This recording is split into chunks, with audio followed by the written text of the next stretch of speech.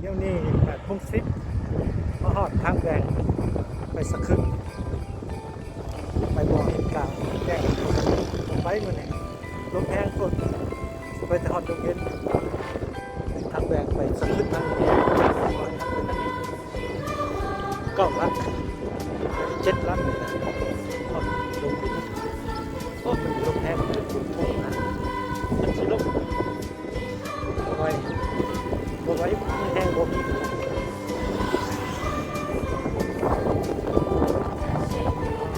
สัตว์แดงทางมันดี8:30มาหอดมันดงเย็นโอ้ไปต่อบ่ไหวมันลมแห้งโคตรกับหนาว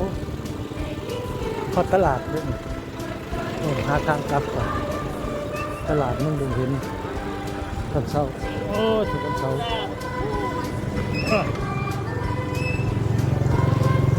ครับบ่ไหวลมแห้งโคตร10 โมงพอดีมาฮอดเซโนตั้งกับเซโน10 โมงชั่วโมงครึ่งเฮ้ย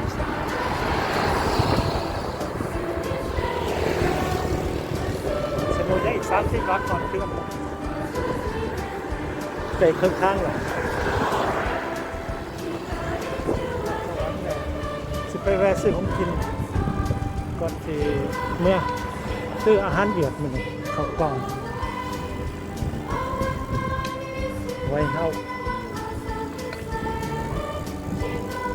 ที่11 โมง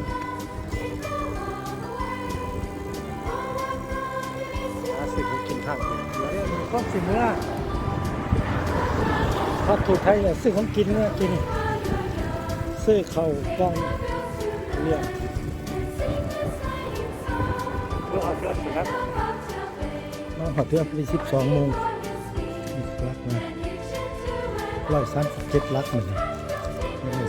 137 ลักไปบริไกลไปแต่ก็ดงหินลมแห้งโคตร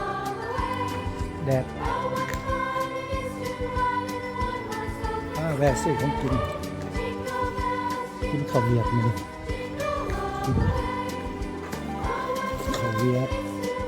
อันนี้ข้าวล้ำเขาเอาหาเขาวันเอาให้เขาเที่ยงเอาให้ร้านซื้อข้าวเบียร์มากินเมื่อย